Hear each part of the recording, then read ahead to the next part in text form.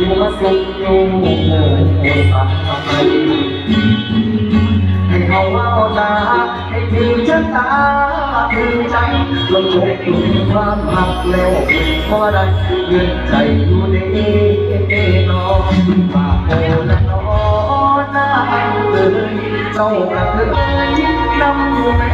บอกว่าเอาเลยที่ก่อนก็ย้อนว่าย้อนลาย้อนคุณมาลาเต้